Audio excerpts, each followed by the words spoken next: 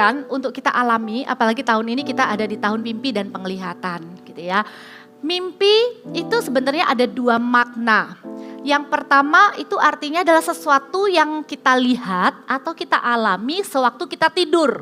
Itu pengertian mimpi yang pertama.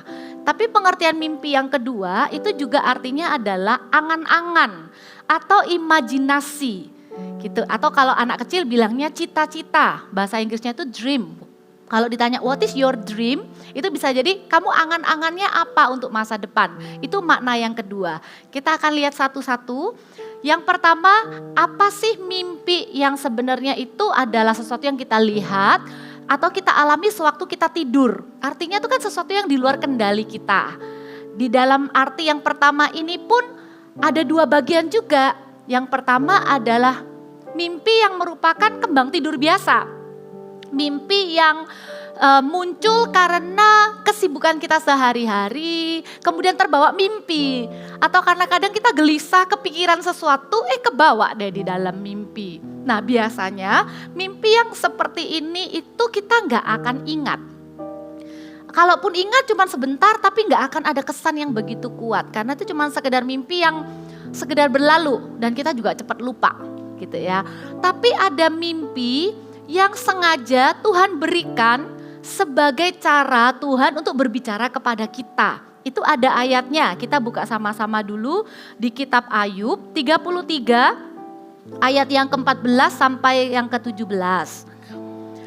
Karena Allah berfirman dengan satu dua cara, tetapi orang tidak memperhatikannya. Jadi cara Tuhan ngomong tuh gak cuma satu aja. Cara Tuhan ngomong yang pertama dan utama yang selalu menjadi dasar daripada cara yang lain itu adalah kebenaran firman. Kita sepakat dulu ya, apapun cara Tuhan berbicara di hidup kita pasti tidak pernah melanggar firman Tuhan. Itu yang utama. Tapi ada loh cara yang lain, tapi kadang orang itu tidak memperhatikannya. Salah satu tujuan firman Tuhan ini disampaikan bukan hanya supaya kita menginginkan juga, tapi kita kalau mengalaminya kita tahu kita harus berbuat apa gitu ya. Ayat selanjutnya katakan begini, dalam mimpi, dalam penglihatan waktu malam, bila orang nyenyak tidur, bila berbaring di atas tempat tidur, maka ia membuka telinga manusia dan mengejutkan mereka dengan teguran-teguran. Sampai sini dulu, dikatakan mimpi itu adalah salah satu cara Tuhan berbicara kepada kita. Dan pada waktu malam, waktu kita nyenyak tidur, Tuhan itu membuka telinga kita. Yang dimaksud dengan telinga di sini adalah telinga roh. Bukan berarti kita dengar secara audible, tapi ada satu pesan yang kita tangkap lewat mimpi itu. Dan setiap mimpi dari Tuhan tuh gak pernah iseng. Kalau saya boleh kasih ciri-cirinya mimpi dari Tuhan tuh paling enggak gambarannya gini. Waktu kita bangun, kita masih mengingatnya dengan sangat jelas. Bahkan ada rasanya, ada perasaannya yang kita itu bisa tetap rasakan waktu kita bangun. Dan itu tidak melanggar firman sama sekali. Bahkan kita itu bisa mengalaminya itu lebih dari satu kali. Gitu ya. Jadi kalau mimpi dari Tuhan itu kurang lebih bedanya begitu. Kalau Anda pernah, oh iya aku pernah mimpi kayak gitu terus setengah hari itu kayak kebawa feelingnya. Nah itu bisa jadi itu adalah mimpi yang dari Tuhan. Bisa jadi itu adalah cara Tuhan berbicara. Tapi kalau Anda berkata gak pernah tuh, gak pernah belas. Sama sekali aku gak pernah ingat mimpiku tuh apa. Ya udah gak apa-apa. Berarti Tuhan gak sedang berbicara lewat mimpi itu. Itu sesuatu yang ya lewat begitu aja gak apa-apa gitu ya. Nah kita lihat kalau Tuhan tuh kasih mimpi ayat yang 17 tuh tujuannya bilang apa? Untuk menghalangi manusia dari perbuatannya dan melenyapkan kesombongan orang. Untuk menahan nyawanya daripada liang kubur dan lain-lain. Itu artinya kalau kita mau lihat dengan cepat gitu ya. Kalau Tuhan kasih mimpi di dalam cerita-cerita Alkitab. Yang pertama itu untuk menjaga hidup kita. Menghindarkan kita dari apa yang salah. Kita lihat contoh yang pertama itu namanya Abimelek. Abimelek ini bukan orang yang dipakai Tuhan gimana gitu ya. Tapi dia adalah seorang raja Gerar. Waktu itu Abraham dengan istrinya itu sedang visit ke daerahnya dia. Tapi karena Abraham itu takut, jangan-jangan nanti karena istrinya ini cantik, nanti orang berbuat jahat. Jadi dia bilang dia ini saudaranya. Ini kebenaran yang separuh ya, memang benar saudara dia. Tapi dia gak ngomong ini istrinya. Sampai akhirnya Abimelek ini mengambil Sarah. Karena Abimelek ini pengen jadikan Sarah ini istrinya. Tapi sebelum Abimelek ini melakukan sesuatu yang buruk kepada Sarah, Tuhan itu bisa datang dalam mimpi kepada Abimelek. Kalimatnya begini, Kejadian 20 ayat 3-6. Tetapi pada waktu malam Allah datang kepada Abimelek dalam suatu mimpi serta berfirman kepadanya, engkau harus mati oleh karena perempuan yang telah kau ambil itu sebab ia sudah bersuami. Adapun Abimelek belum menghampiri Sarah. Ia berkatalah ia, Tuhan, apakah engkau membunuh bangsa yang tak bersalah? Bukankah orang itu sendiri mengatakan kepadaku, ia saudaraku, dan perempuan itu sendiri telah mengatakan, ia saudaraku. Jadi hal ini kulakukan dengan hati yang tulus dan dengan tangan yang suci. Ayat 6, lalu berfirmanlah Allah kepadanya dalam mimpi, aku tahu bahwa engkau telah melakukan hal itu dengan hati tulus, maka aku pun telah mencegah engkau untuk berbuat dosa terhadap aku. Sebab itu aku tidak membiarkan engkau menjamah dia. Lihat ya dari ayat ini, ternyata mimpi itu juga bisa dialami oleh orang biasa. Bukan hanya orang tertentu, bukan hanya hamba Tuhan yang sedang membawa misi Tuhan. Mimpi itu tidak selalu tentang perkara-perkara yang seperti pelayanan atau pekerjaan Tuhan yang rohani. Tapi pertama-tama Tuhan itu juga kasih mimpi itu untuk menjaga hidup kita secara pribadi juga. Kadang Tuhan itu kasih kita mimpi untuk menghalangi kita mengambil keputusan-keputusan tertentu. Ketika kita tahu, misalnya kita sedang menjalin hubungan dengan orang yang salah, terus tiba-tiba kita mimpi gak enak, tolong jangan abaikan mimpi itu. Langsung balik lagi ke hadirat Tuhan, minta konfirmasi. Jangan diabaikan Bapak Ibu Saudara. Karena Tuhan itu pakai mimpi juga untuk menjaga kita. Mencegah supaya kita ini tidak melakukan dosa. Dan karena Tuhan itu juga mengasihi kita, Tuhan itu juga menjaga supaya kita ini nggak dirugikan. Bisa jadi juga seperti itu. Doa kami di tahun ini khususnya. Ini sebenarnya ada sesuatu yang beresiko. Karena kita mempercayakan pekerjaan Roh Kudus di tengah-tengah jemaat. Maka jemaat akan punya mimpi. Tapi ingat, mimpi ini bukan untuk dibanggakan kepada orang lain. Aku mimpi, seolah-olah orang yang mimpi itu lebih rohani dari orang yang lain. Sama sekali tidak. Mimpi itu pertama adalah untuk kebaikan orang yang memimpikannya dulu. Kebaikan Tuhan apa? Kalau misalnya itu jadi sesuatu yang digenapi, ya ampun aku mimpi loh, terus aku gak jadi berangkat, gak jadi lakukan, gak jadi beli, atau aku gak jadi tiba-tiba hatiku berubah. Ternyata bener loh aku diluputkan, jadikan kesaksian. Puji Tuhan, Tuhan lindungi aku. Puji Tuhan, Tuhan berbicara lewat mimpiku. Sudah. Kemuliaan hanya untuk Tuhan. Karena Tuhan itu bekerja menjaga setiap kita. Boleh gak saya coba tes-tes gitu aja ya? Pernah gak ngalamin mimpi yang dari Tuhan ini? Bisa angkat tangan? Ya beberapa ya, gak semua memang gak apa-apa. Setelah ini kalau tiba-tiba dapat mimpi, ingat firman Tuhan ya. Bahwa di Alkitab pernah ada, Tuhan tuh kasih mimpi untuk jagain hidup kita. Nah yang kedua, Tuhan itu kasih mimpi juga untuk memberitahukan rencananya ke depan apa. Ini memang enggak langsung kejadian, tapi kita perlu lakukan apa yang seperti Yusuf lakukan ya. Kita lihat dulu, waktu di masa mudanya Yusuf itu ceritakan mimpinya tuh apa adanya. Orang yang dengar tuh sampai kesel gitu ya. Di ayat 9 kita mulai Kejadian 37. Lalu ia memimpikan pula mimpi yang lain. Jadi mimpi yang dari Tuhan tuh bisa terjadi 2 kali. Beda-beda ceritanya tapi kadang pesan intinya tuh sama. Ayo kita latih hubungan kita dengan Tuhan kita perdalam. Baca Alkitabnya juga harus kuat. Jangan mengejar mimpinya. Jangan sampai nanti kita berkanjang pada mimpi-mimpi dan penglihatan tapi kita nggak kuat di firman. Nanti kita jadi sesat sendiri gitu ya. Tapi ayo balik ke firman.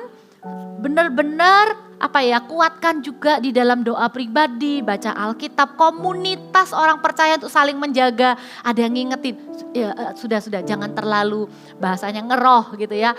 Yang biasa-biasa aja. Nah itu kita diingatkan. Jadi kita nggak sampai keluar dari batas gitu ya. Nah Yusuf ini ceritakan mimpinya.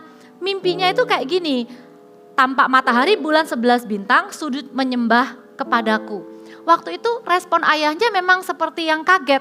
Mimpi apa mimpimu itu gitu ya. Sampai saudara-saudara itu juga jadi iri.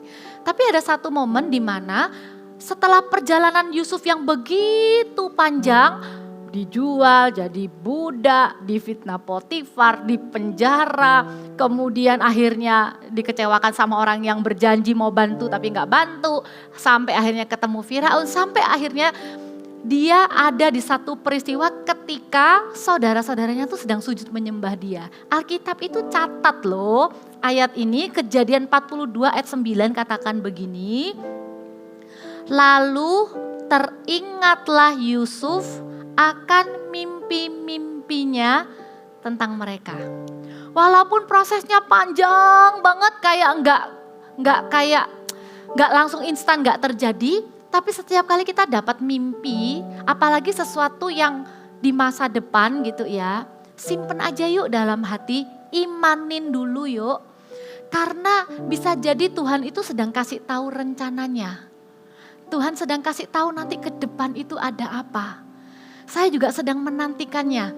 Waktu awal-awal saya jadi gembala anak, saya punya mimpi. Saya tuh lihat anak-anak dari berbagai bangsa tuh lagi ngumpul gitu ya. Saya lihat ada anak yang seperti dari Afrika, rambutnya keriting. Ada anak yang seperti orang barat, rambutnya pirang, matanya biru.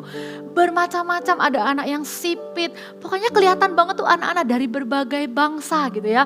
Kemudian saya itu lihat Pastor Philip itu berbicara kepada mereka dan saya tuh di belakangnya.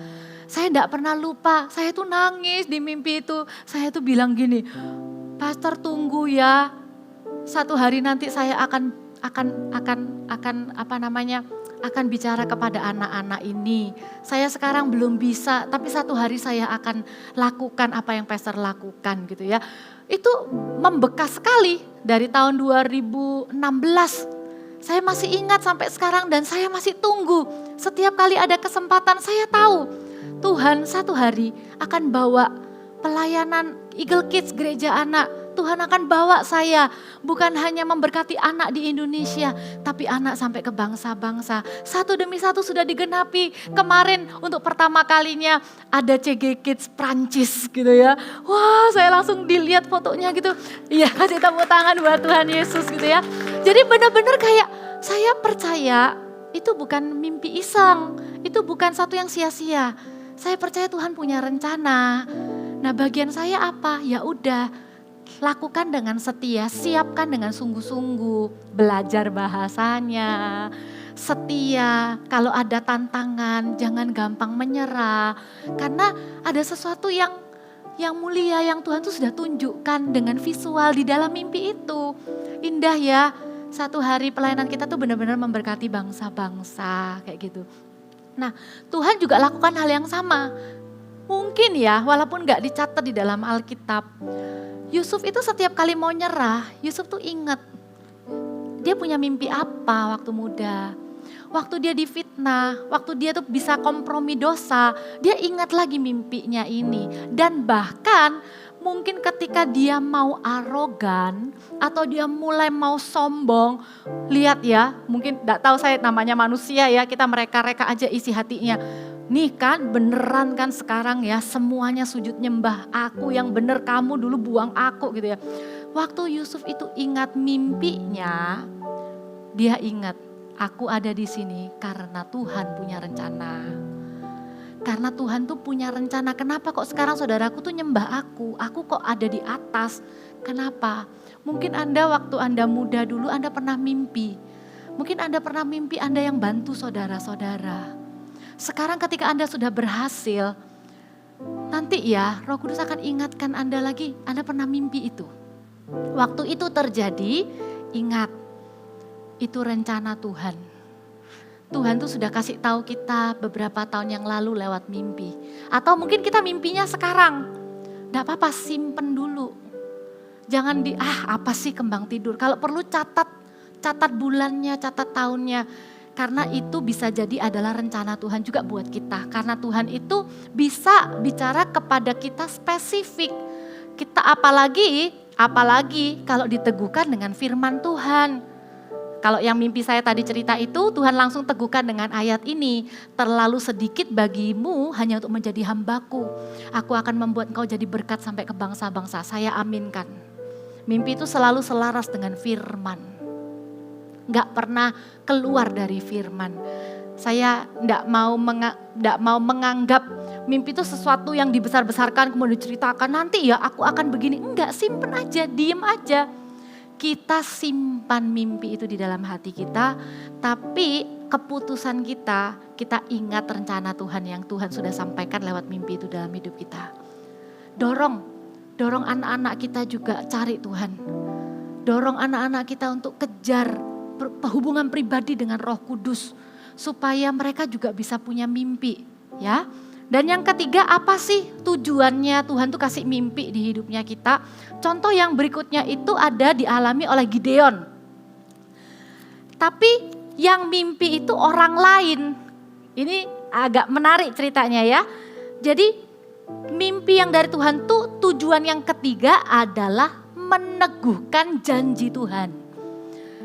Bisa jadi yang mimpi bukan kita, yang mimpi itu orang lain. Kita lihat ya di Hakim-Hakim 7 ayat 13. Ceritanya Gideon ini orangnya agak takut-takut, agak ragu-ragu gitu ya. Bolak-balik minta tanda sama Tuhan. Ini salah satu tanda yang Tuhan juga kasih di ayat 13. Ketika Gideon sampai ke situ, kebetulan ada seorang menceritakan mimpinya kepada temannya. Ini musuhnya yang lagi ngomong.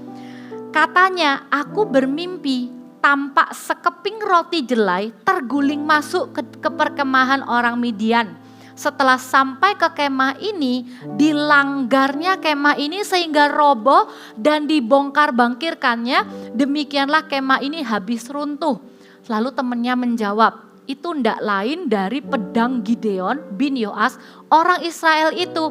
Allah telah menyerahkan orang Midian dan seluruh perkemahan ini ke dalam tangannya. Segera sesudah Gideon mendengar mimpi itu, diceritakan dengan maknanya, sujudlah ia menyembah, kemudian pulanglah ia ke perkemahan orang Israel lalu berkata, bangunlah sebab Tuhan telah menyerahkan perkemahan orang Midian ke dalam tanganmu. Yang sering terjadi itu mungkin poin yang ketiga ini juga. Kadang ada orang lain yang dipakai Tuhan bermimpi tentang kita untuk meneguhkan janji Tuhan di hidup kita. Atau bisa jadi kita mimpi tentang orang lain. Saya cukup sering alami yang bagian ini. Mimpi tentang orang lain. Gak lagi mikir tentang orang itu, gak lagi dealing dengan orang itu hari-hari ini. Tapi tiba-tiba ada di dalam mimpi dan sangat jelas gambarannya. Apa yang kita perlu lakukan ketika kita alamin itu, kita harus percaya bahwa kita pun juga bisa dipakai untuk meneguhkan janji Tuhan di hidup orang lain. Gak usah buru-buru, ikuti tuntunan Tuhan berikutnya. Di salah satu malam antara Kamis, Jumat, Sabtu itu saya mimpi yang pertama itu untuk saya pribadi. Yang kedua tuh saya mimpi orang lain. Saya lihat wajah salah satu teman dengan begitu jelas ini teman yang saya gak lagi pikirkan bahkan dalam setengah tahun ini. Gak ketemu juga, bukan orang yang lagi ngobrol dan saya juga gak lagi dengar keadaannya dan lain-lain. Jadi begitu muncul di dalam mimpi dan begitu jelas, scene-nya begitu jelas, saya duduk depan dia duduk di sebelah siapa, apa yang dia lakukan gitu ya. Waktu bangun saya gak buru-buru langsung ambil HP, ceritain, aku mimpi soal kamu. Enggak, yang saya lakukan ketika pertama kali kita mimpi orang lain adalah doakan orang itu. Saya percaya kalau tiba-tiba ada orang tuh bisa hadir di dalam mimpi kita. That's for a reason. Itu ada sebuah alasan. Minimal Tuhan mau kita doakan orang itu. Dan saya tahu dengan pasti, Tuhan tuh pasti sedang berencana di hidup orang itu. Tuhan tuh sayang ya sama orang itu. Sampai orang itu bisa muncul di mimpi saya. Dan kemudian saya bangun, saya doakan. Ya sudah, saya lewatkan saja. Karena apa? Tidak ada dorongan untuk menceritakannya.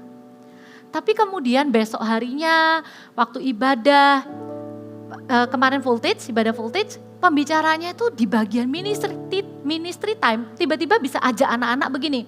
Ayo sekarang, karena tema kita kemarin itu listen and tell. Jadi ayo belajar tenang, cari tuntunan Tuhan. Jadi anak-anak pun dilatih untuk tenang. Enggak cuma bereaksi dengan apa yang kelihatan mata gitu ya. Tapi coba belajar tenang di hadirat Tuhan. Tuhan itu ngomong apa di hati, intinya kayak gitu. Saya lakukan hal yang sama. Saya tutup mata, saya menyembah gitu. Enggak mikir apa-apa. Tiba-tiba muncul dorongan. Kamu kan mimpi tentang temanmu itu kemarin. Kasih tahu dia. Jadi saya diminta untuk kasih tahu. Oke, ya udah, dorongannya ada. Ya udah, saya WA langsung tadi malam. Saya bilang, "Malam, sorry ya, cuma mau cerita aja. Saya mimpi kamu duduk di sebelahnya ini, terus ini terjadi, kemudian kamu maunya begini, tapi ternyata kamu lakukan ini, ada sesuatu begini." Saya ceritakan dengan detail, singkat gitu ya. Saya bilang, saya nggak tahu artinya apa. Ya memang saya nggak tahu, saya nggak berusaha kayak tiba-tiba jadi sok rohani gitu. Enggak, saya bilang saya nggak tahu artinya apa.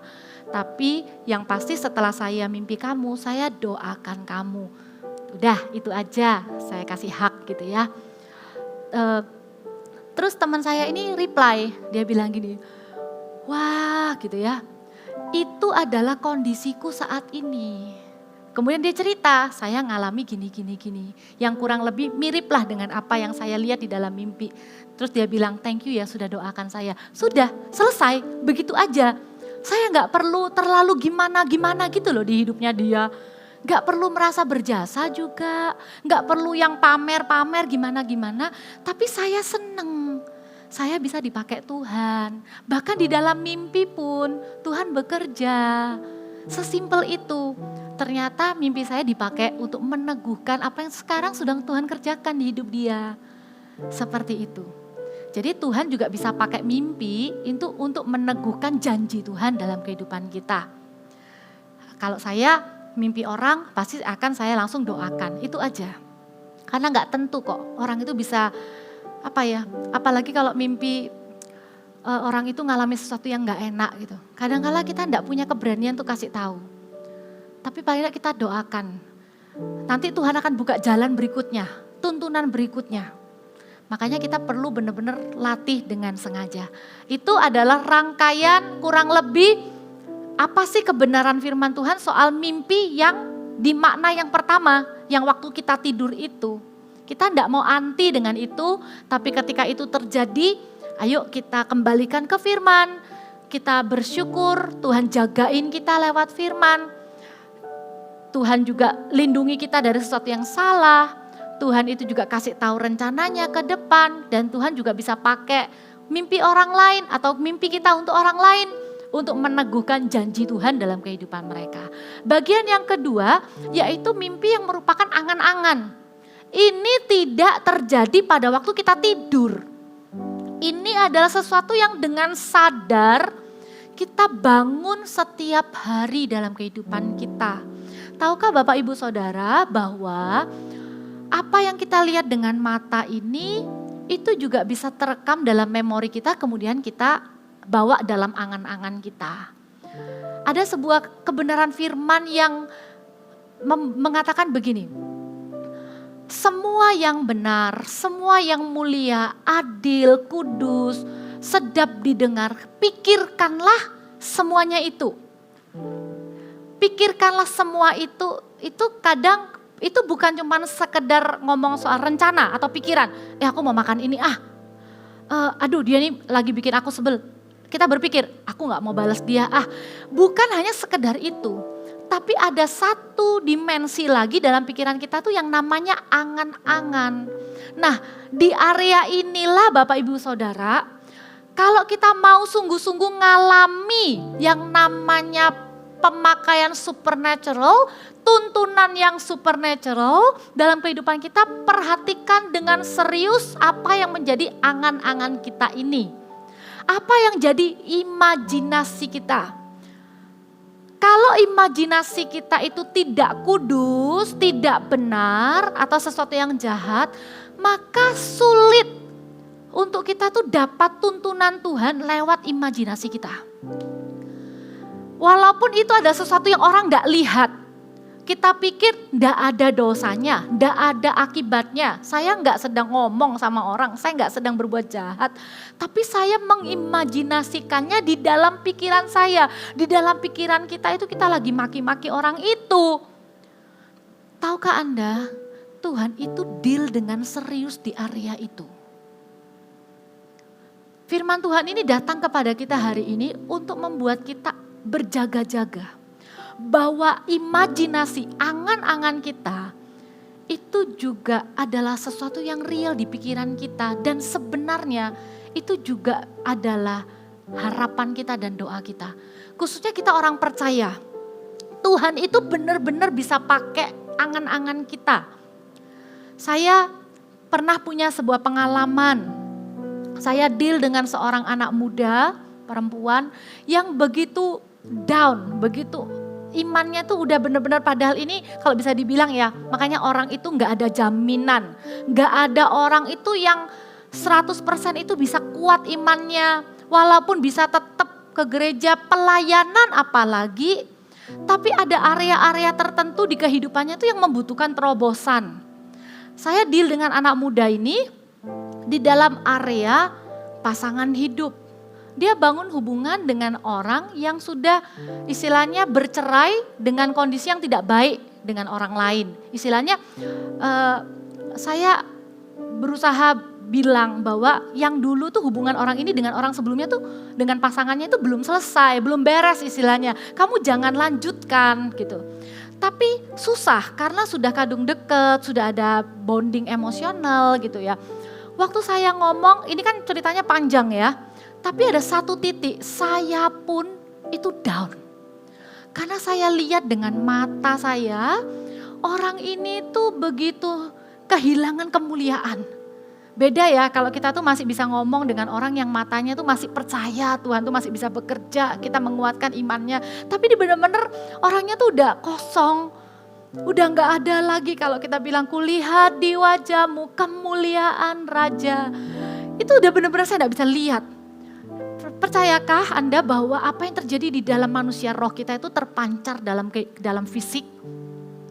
Orang yang sebenarnya tuh bisa cantik itu bisa pucat, matanya sayu, penampilannya kucel. Dia cerita gak bisa, aku ini kesepian. Saya ini kesepian. Saya sendiri tuh sampai satu titik itu nyerah juga. Apa iya ya saya okein aja sudah akhirnya sama orang itu. Tapi di hati ini bilang enggak. Tuhan itu selalu kasih, apalagi saya tahu perjalanan hidupnya orang ini. Saya tuh yakin dengan pasti Tuhan tuh akan kasih orang ini tuh yang terbaik. Bukan yang lagi kasus kayak gini. Tapi mata saya itu berkata lain gitu loh. Saya sampai gak bisa ngomong. Saya cuma bilang ayo sudah doa aja. Nah ini loh yang luar biasa. Buat saya ini juga pengalaman supernatural pertama. Saya tutup mata, saya doa. Waktu saya tutup mata, saya doa. Tuhan kasih mimpi, angan-angan, imajinasi. Tapi bukan imajinasi saya, imajinasi dari Tuhan. Waktu saya tutup mata, saya bisa lihat anak perempuan yang di depan saya ini pakai baju pengantin. Diberkati dalam pernikahan kudus. Wajahnya cantik bersinar-sinar. Ada pasangan dari Tuhan diberkati pernikahan kudus. Waktu itu juga iman saya tuh bangkit. Saya yang sendiri tuh yang seolah-olah aduh orang ini gimana ya cara nolongnya. Tapi waktu saya dapat imajinasi angan-angan yang dari Tuhan itu saya cuma bilang gini, Cece lihat kamu pakai baju putih. Kamu menikah diberkati kudus di rumah Tuhan. Sudah, waktu itu iman saya bangkit. Saya enggak mau lihat apa yang saya lihat dengan mata. Saya mau memilih, saya melihat dengan apa yang saya lihat dengan iman, dengan angan-angan saya itu. Dan Anda tahu, kalau Tuhan itu kasih angan-angan itu gak pernah iseng. 2 bulan lagi, beberapa bulan lagi, orang ini akan menikah dengan pasangan yang benar-benar dari Tuhan. Kasih tepuk tangan buat Tuhan Yesus. Dia dapat kekuatan untuk tinggalkan orang itu. Waktu dia tinggalkan orang itu, baru yang datang yang benar dari Tuhan itu yang mulai PDKT dan akhirnya mereka berjalan dan sedang mempersiapkan pernikahan. Saya sudah merinding. Saya bayangin nanti kalau saya datang di hari pernikahannya itu gimana ya. Saya deg-degan karena saya sudah lihat di dalam imajinasi saya, dalam angan-angan saya. Saya lihat bukan dengan mata. Sejak saat itu saya ambil komitmen sama Tuhan. Tuhan, ternyata bisa ya Tuhan itu pakai yang namanya angan-angan ini untuk kemuliaan Tuhan, pekerjaan Tuhan. Saya mau dedikasikan imajinasi. Walaupun gak ada yang lihat, saya mau persembahkan imajinasi saya ini. Lebih baik saya pikirkan semua yang baik, yang mulia, yang sedap didengar. Saya mau imajinasikan satu hari seisi keluarga saya bisa sama-sama ibadah kepada Tuhan. Saya mau imajinasikan, lebih baik saya imajinasikan sesuatu yang baik. Nanti kita pasangan suami istri akan menua, melayani Tuhan sampai akhir hidup. Saya imajinasikan anak saya akan melayani Tuhan, akan ini itu, daripada saya bayangkan yang buruk. Lebih baik saya sepakat dengan Tuhan. Tuhan itu kasih.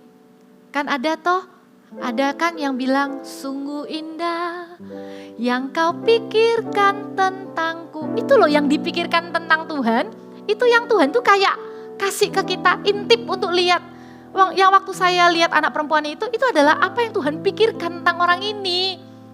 Saya cuma dititipi imajinasi aja. Supaya saya sendiri itu juga enggak down. Kadangkala kita tuh perlu tutup mata sungguh.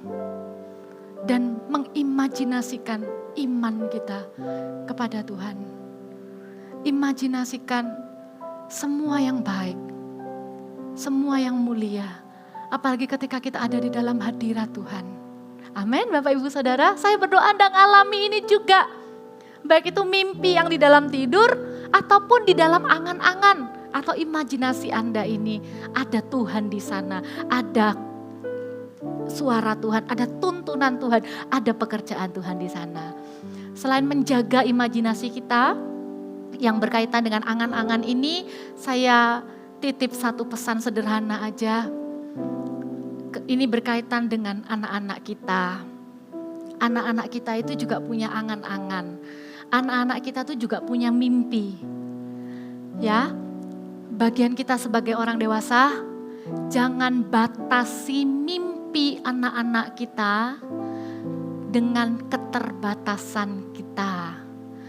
Yakub di Kejadian 37 ayat yang ke-11, responnya memang, mimpi apa mimpimu itu? Masa aku dengan ibumu, dengan saudara-saudaramu sujud menyembah engkau?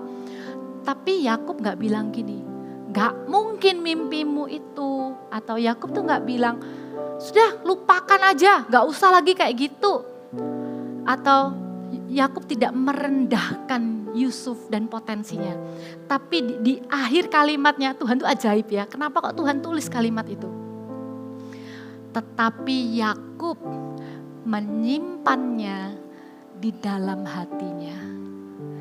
Kalau anak kita itu ngomong, nanti aku mau bangun hotel.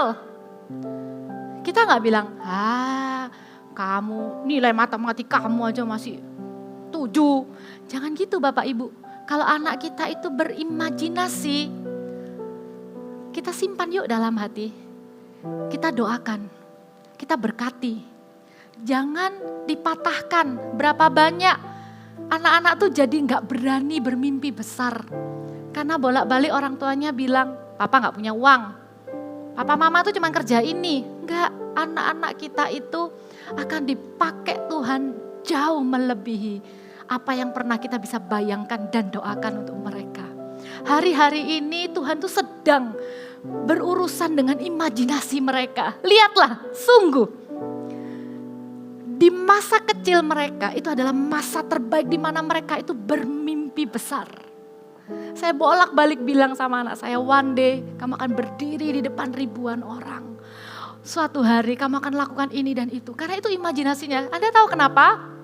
Karena nanti waktu dia remaja, waktu dia mulai dewasa gitu ya. Semua yang ada di sekelilingnya tanpa disadari itu menarik kepercayaan dirinya. Membuang. Yang disorot itu bukan dia bisa apa, tapi dia enggak bisa apa. Sehingga masa kanak-kanak, masa anak-anak itu adalah masa terbaik. Dan ayo papa mama, pemimpin rohani, kakak-kakak, ataupun misalnya kita tuh adalah anti uncle-nya, opa-omanya.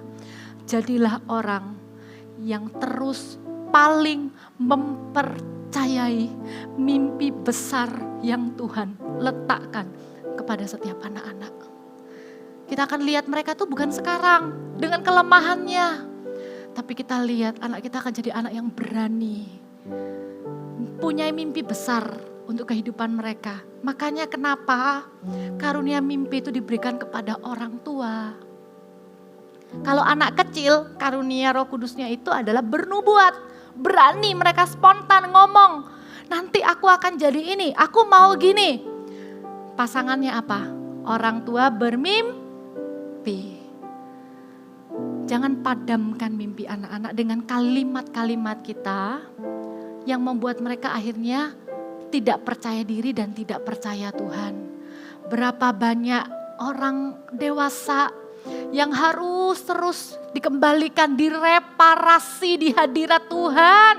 Untuk berani melakukan hal-hal yang besar bersama dengan Tuhan. Kalau ditelusuri, ternyata karena perkataan orang-orang penting di dalam kehidupannya yang tidak mempercayai mimpi besarnya. Saya bersyukur anak-anak kita itu ada di tempat terbaik untuk bertumbuh. Amin ya. Kita semua diperlengkapi dengan firman Tuhan. Anak-anak kita itu akan melakukan hal-hal yang lebih besar dari kita. Kita tidak tahu apa, kita tidak tahu gimana caranya.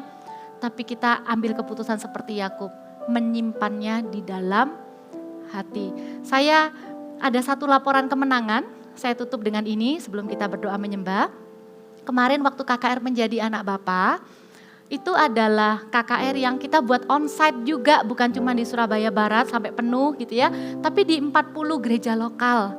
Dan saya sangat terharu, orang tua dan anak-anak tuh begitu antusias, karena walaupun lihat streaming, Pastor Philip kan gak ada di 40 kota itu, tapi mereka tuh benar-benar haus dan lapar. Walaupun streaming, hadirat Tuhan tetap sama, lawatan Tuhan tetap sama.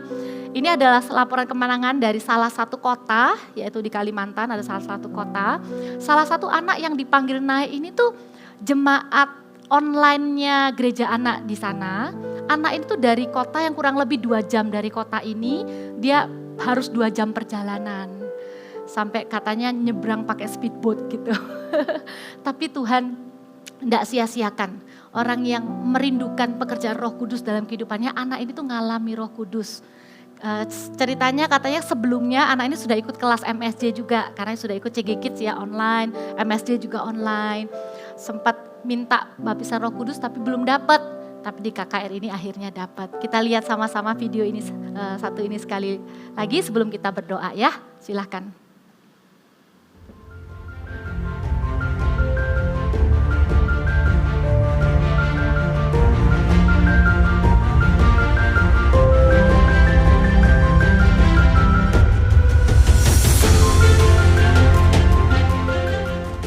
Papa Mama, harusnya kita bisa melihat sejak dini potensi anak kita itu apa.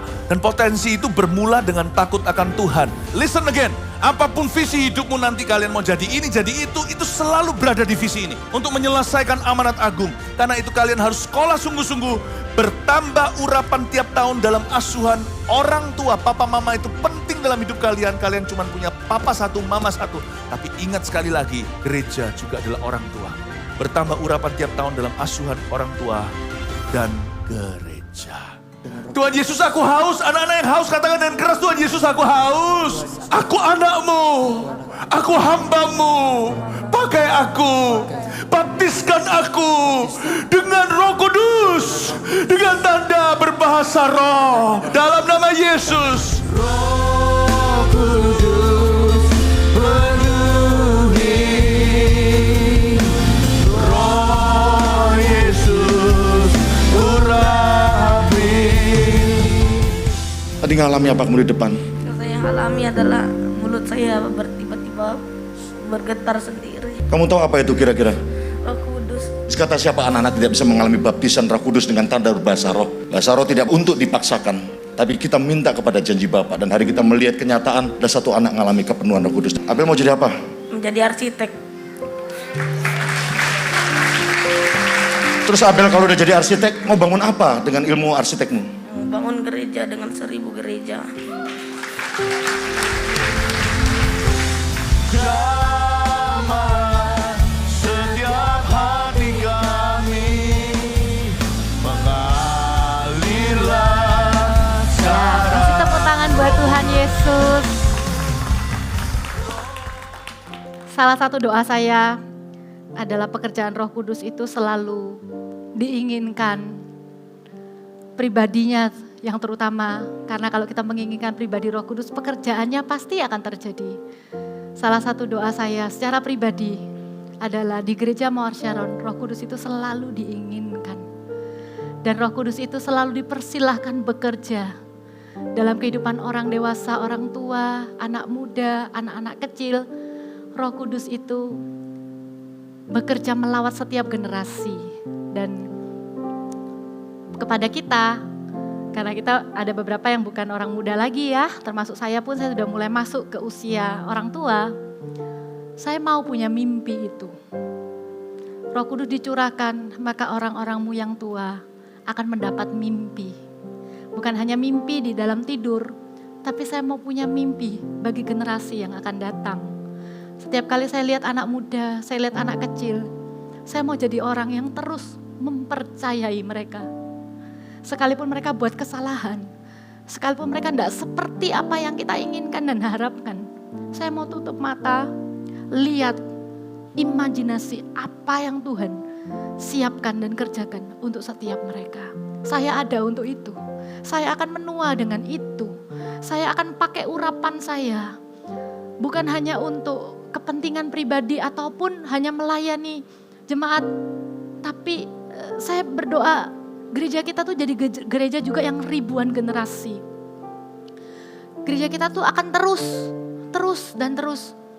Kita lihat ya, nanti akan ada konferensi untuk senior. Aduh, saya bangga sekali. Tuhan itu terus ada di gereja kita. Saya gak pernah bayangkan bahwa seserius itu orang-orang tua di gereja kita tuh akan dikasih visi. Itu kayak kasih damai sejahtera gitu loh di hati saya. Nanti kalau saya tua, saya bisa tetap terus berapi-api melayani Tuhan. Terus kalau saya lihat ke anak saya yang masih kecil, saya tahu anak saya itu juga ada di dalam mimpinya Tuhan bagi gereja kita. Amin. Ya, kita mau sepakat minta pekerjaan Roh Kudus. Yang Anda yang belum, Anda gak pernah ngalami yang gitu-gitu. Aduh, apa sih, saya gak pernah ngalami pekerjaan Roh Kudus yang kayak gitu. Saya gak pernah dibaptis Roh Kudus dengan tanda berbahasa lidah. Inginkan. Nanti ya tanggal 26 ada KKR-nya, temanya khusus lagi tentang Roh Kudus. Minta. Gereja Mawar Sharon tuh gak akan pernah berhenti minta supaya jemaatnya penuh Roh Kudus. Karena buat apa jadi agamawi? Roh Kudus itu real dan nyata, tuntunannya begitu spesifik di hidup kita juga. Amin.